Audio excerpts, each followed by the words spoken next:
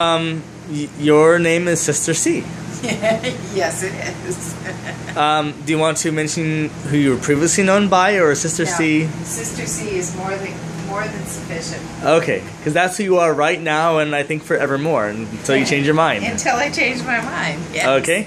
And now we're going to go outside to my beautiful garden where I grow beautiful, darling, living things. Some of them flower and some of them grow food, and they all feed something. Wonderful.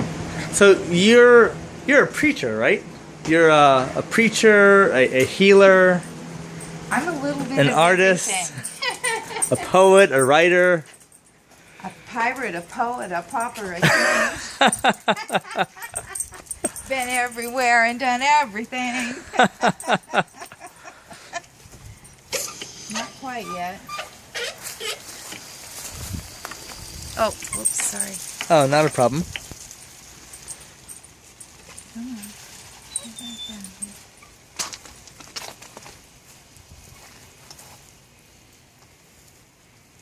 Nice garden you have here, and you've always wanted to be a farmer, right? Oh, yes. This is what I do. I make things grow, whether it's people or plants. I make things grow.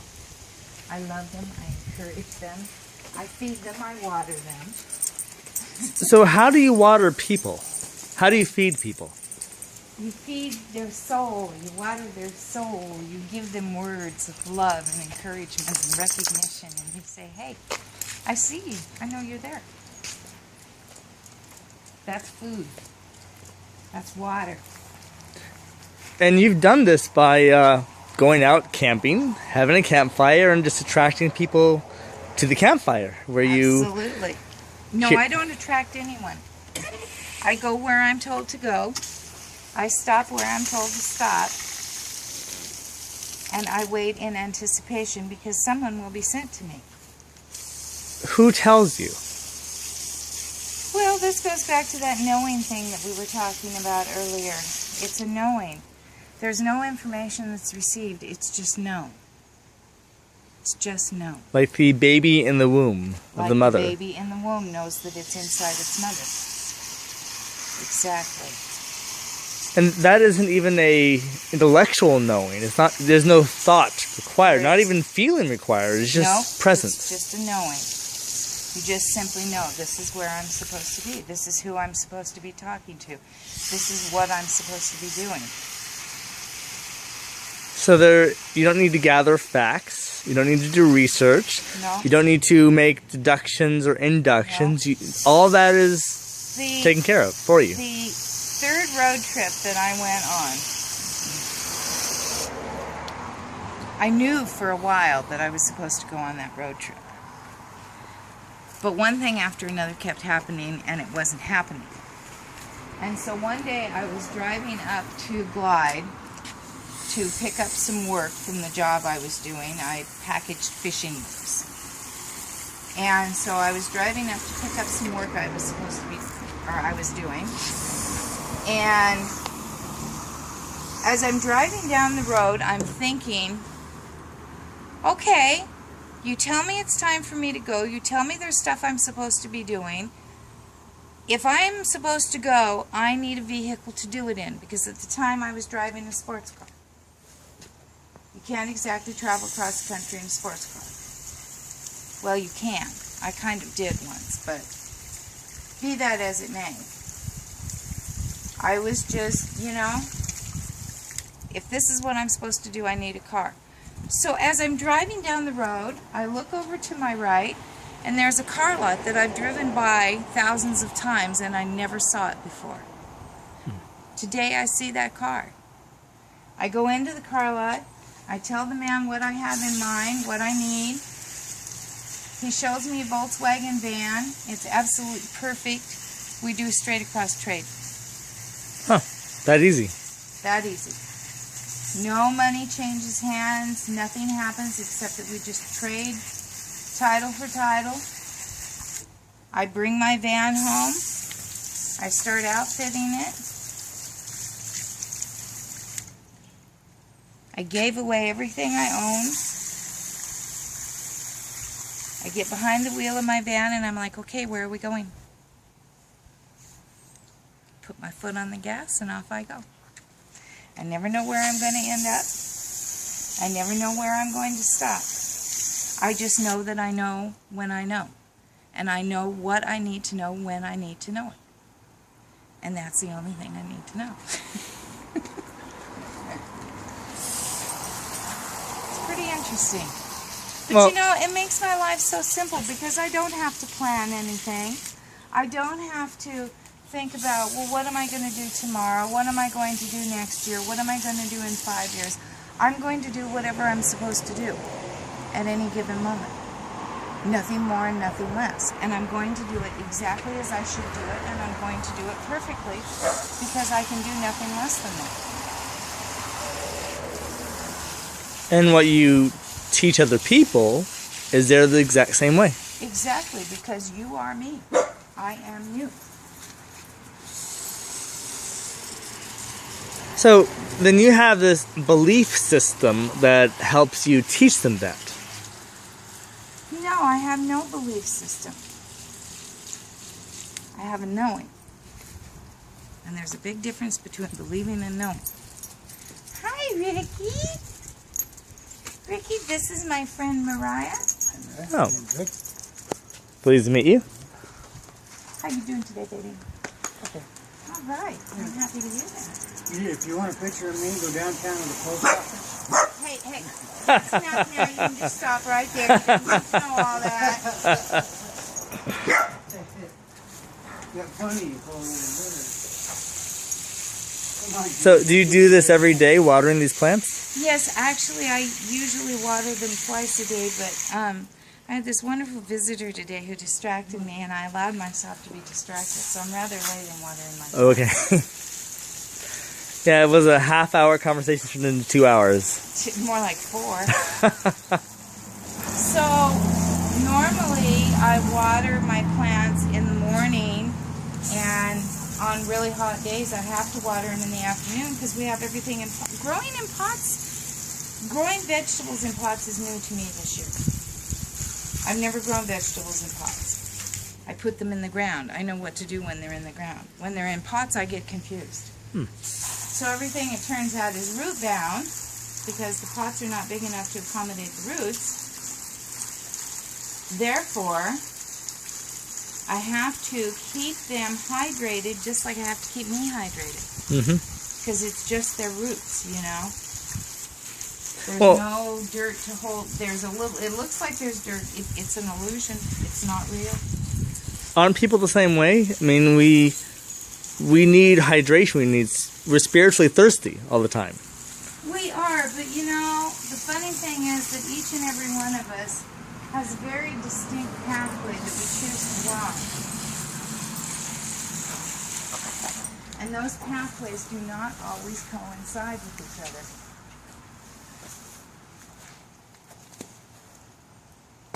Oh, you're getting so heavy.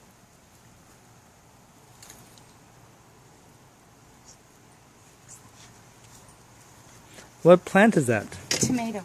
Oh.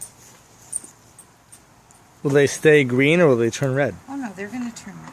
Okay.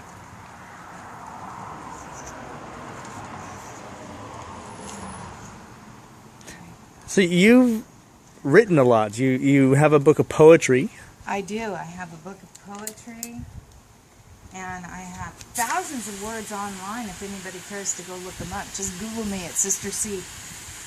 Probably Sister C Psyche. And how long have you been psychic? I mean, you were born psychic, right? I was born psychic. I've been psychic my entire life. I just never really understood what it was until I started getting a little bit older. And then I started doing research about different things that happened with me, and as I did that research, I was like, oh, well that makes sense. Oh, well that happens to me. And, you know, the more O's I had, the more I got to know who it was and what it was that I was experiencing. And now, you know, it's just a perfectly normal, common part of who I am, and I don't even think about it. That's not correct. I think about it in the full concept of who I am when I think of myself at all, but I don't think about it in a troubling or wondering or concerned way. It's just part of who I am.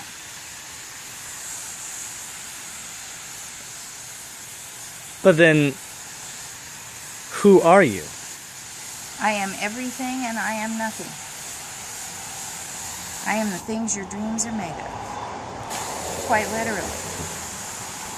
Well, you were saying earlier that your life is the memory of a dream that you've already woken up from. Correct. That's based on the Course in Miracles. So you're a student of the Course in Miracles and a teacher as well. Well, yes, because we all are. You do not pick up... If you ever pick up the Course in Miracles, it changes your life forever, and you have no choice about that. You can choose to put the book back down.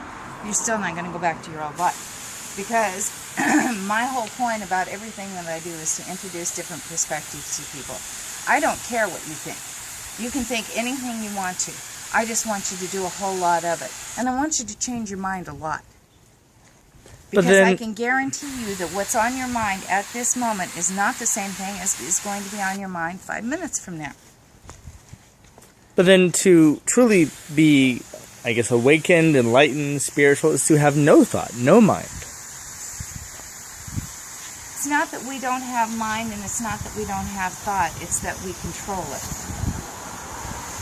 When I am sitting and I'm doing something mundane, and I let my mind wander, and a thought comes into my mind, oh geez, I've got to go see so-and-so today. Well, they're probably going to say, and then I'm going to say, and then I say, no, thank you very much, ego. This conversation is not necessary. Stop now. And then I quit thinking again. Because you see, I know that I'm connected to everything. I don't have to think about that.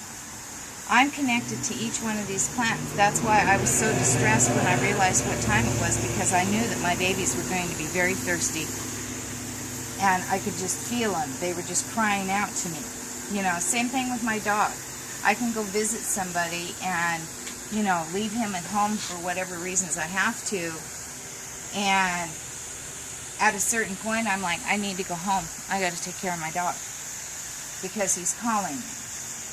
Well, it's the same thing with every person out there in the world. I'm connected to every person out there. So if you're sad and you're in pain and you're crying and you're depressed and you're suicidal and you're a murderer and you're a rapist and you're completely chaotic inside your head, guess what? So am I. I'm all of those things that you are. I feel everything that you feel. So when I send someone love, I'm sending them pure, unadulterated. I accept that you are what you are, and it doesn't matter because that's me too. And you're perfect, and I'm perfect, and we're all part of one mind. And that's the truth that I live with. Other people have different truths, but that's my truth. Still, you're on a journey to try to express non-belief. Not really. I'm on a journey simply to be here and to be whatever it is that I'm called upon to be at any particular point in time. I only have one purpose in life, and that is to do what God tells me to do. But there is no telling, it's a knowing. And it's not God who's telling me, it's myself who's telling me, because I know what I need to do to quit believing that I am nothing more than this. So then, because you're still in your physical body, that means you still have a mission on Earth, a path. Well, obviously, because if I'm still here, then that means that not everybody is in the same place I am. So what is my job? My job is to help all of you get to where I'm at, and then all of us can go beyond that.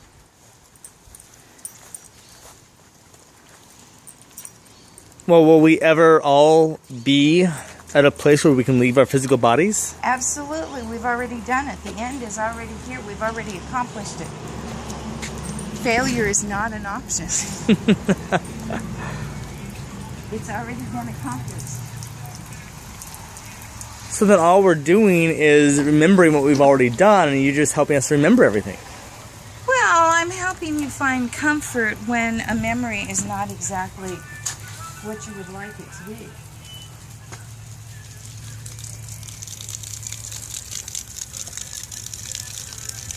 So you're helping people to accept themselves. Exactly. Because I know that they're perfect, whole, and complete.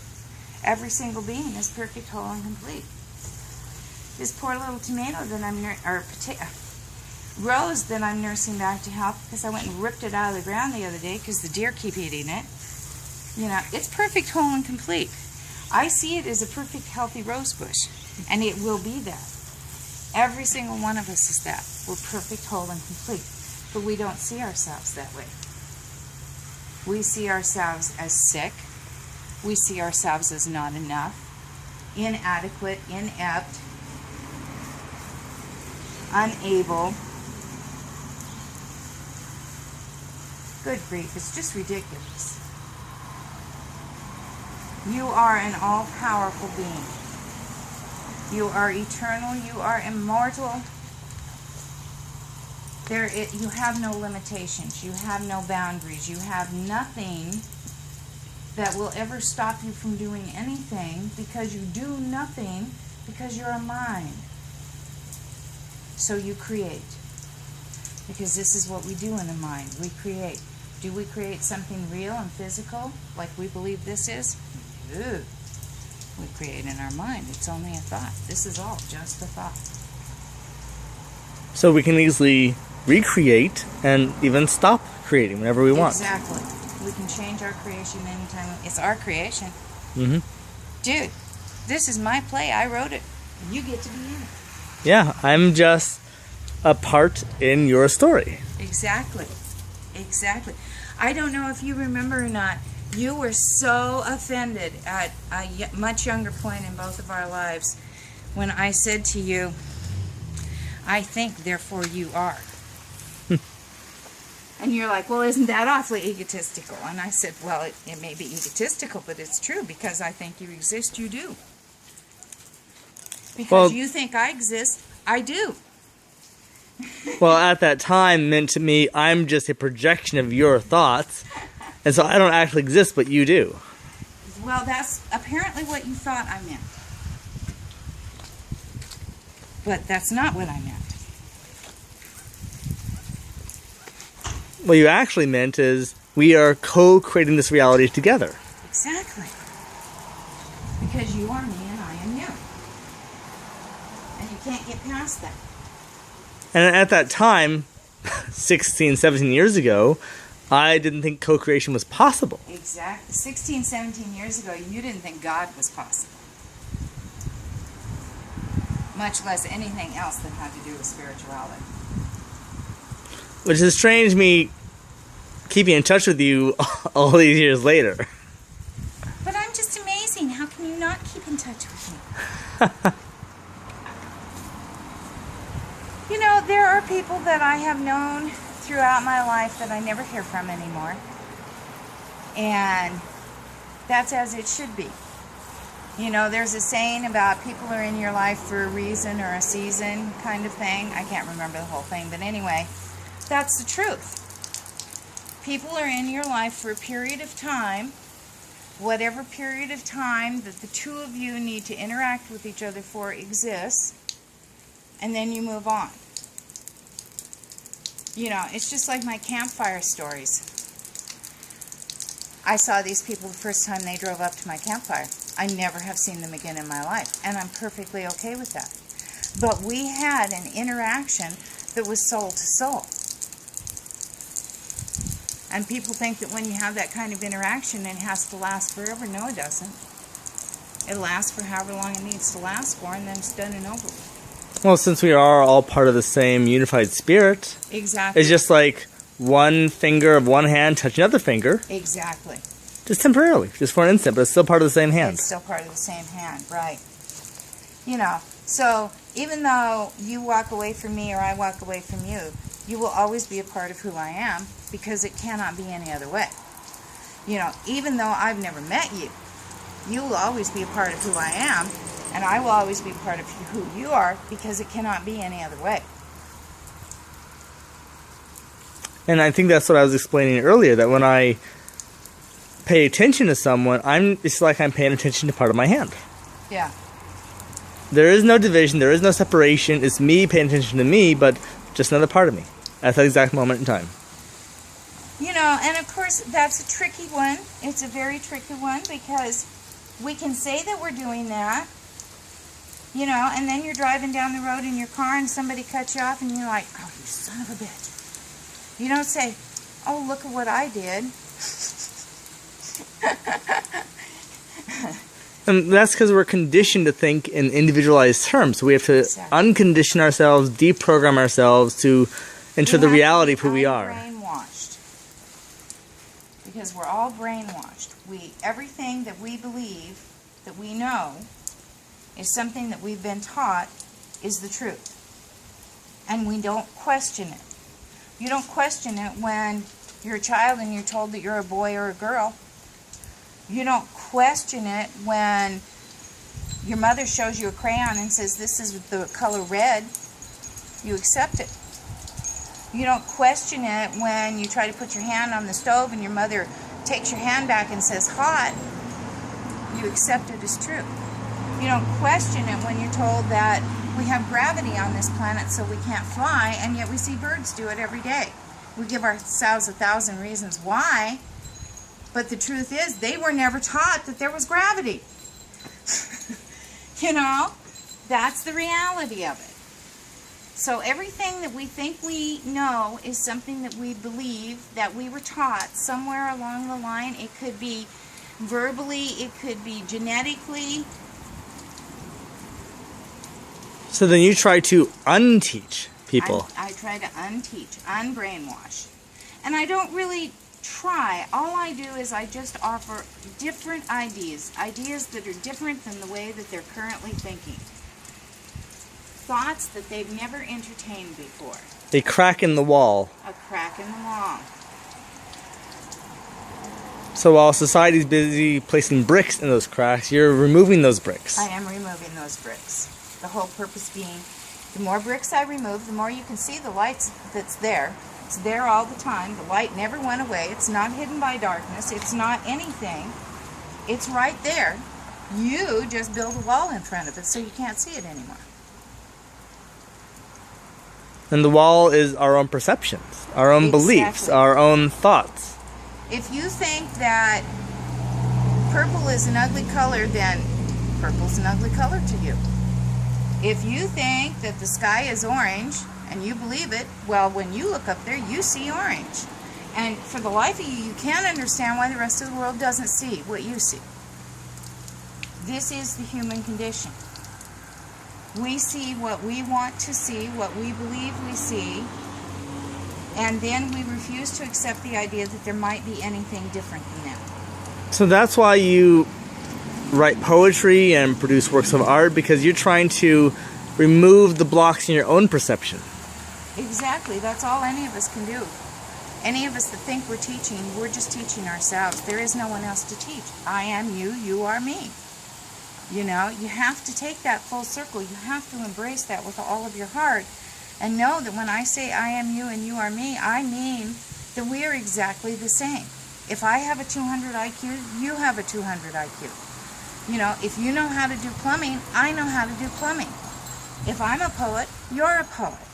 So every single one of us has within us absolutely everything that we might ever want to call upon in life. It's just a choice of whether or not you call upon it. It's all there. There isn't anything that we don't know. There isn't anything that we can't do. We've just convinced ourselves of otherwise. And it's just sad. It's so sad. Well, you seem pretty jolly. Well, I'm pretty much at peace in my life, but there are times when I feel the pain of the world and it's just so overwhelming, I just start crying. I'll just sob for hours sometimes. And I know it has nothing to do with me. It's the pain of the world that I'm feeling. It's like the tears that Jesus bled in the Garden of Gethsemane. Gethsemane Yeah. when he understood his role in sacrificing himself for the atonement of humanity. No, that's wrong. But then you have to remember that the Bible, like so many other historical books, has been rewritten time and time again. He did not sacrifice himself, and he had nothing negative to feel about that experience. His whole purpose in allowing himself to be crucified was to prove to us that we are not a body. It wasn't about the crucifixion, it was about the resurrection. He said to us time and time again, I am the same as you.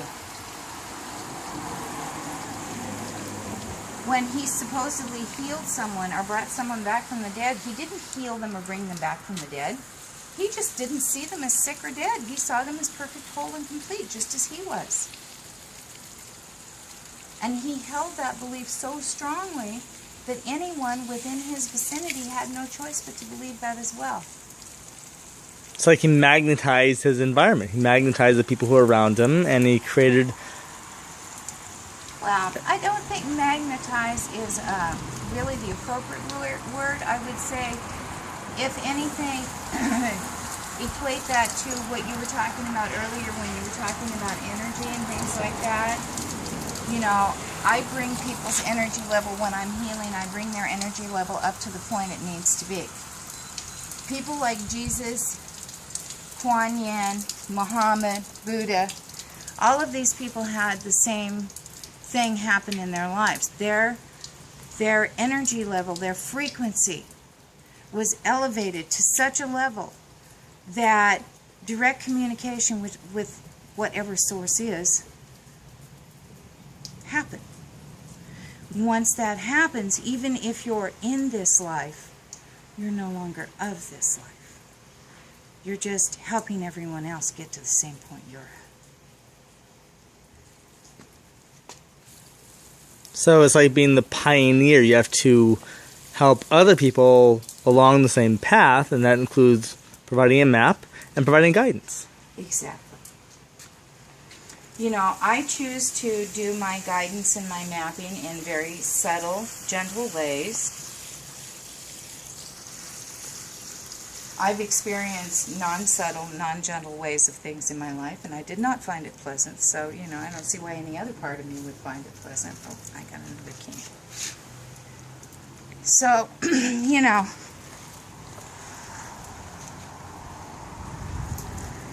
So you provide gentle guidance. dental guidance? Gentle Oh, guidance. gentle guidance, yes. Well, unless, you know, I've already provided gentle guidance and you're just bound and determined to keep ignoring it and then keep coming back and asking for more, you know, at some point I'm going to say, no, the plate is empty. I'm done. At which point you better wake up on your own. Because I'm done. So you're like a one-time source of healing and inspiration. Not always one time. I do have some people who, you know, have to come back to me for different things. But it's usually a different thing. And they've already experienced, you know, whatever it is I can offer them. And so they trust me. They have faith in me. You know, they know that I'm not going to harm them in any way. So I'm someone safe that they can come to. So you are a sacred space for people. I am a sacred space. Just like your house is a sacred space. Indeed, my house is a sacred space. You know, it's so interesting. I've had so many people say, oh, your home is so peaceful. Well, of course it is. I maintain that peace. And then I've had other people come into my house and try to be chaotic, and I've been, see that door? You came in it, go right back out. And I won't hesitate. Because my space is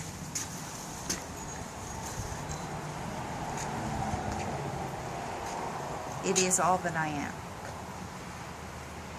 Wherever I am, that space is all that I am. So if I have to spend a lot of time in this space, I'm going to do some of the physical stuff and decorate it, make it so that it's my space. Oh, good grief. So you maintain your energy level so that people who come into it can increase the energy and therefore experience healing, but if they want to go backwards, well, then they have to leave your space. Exactly.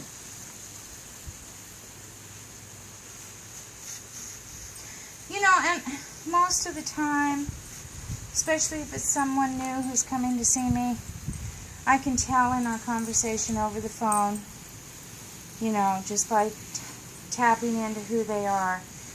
But every once in a while, see, my emotions get to me, and somebody tells me a really good story, and I overlook what I'm telling myself, and then I have to tell people to leave my house.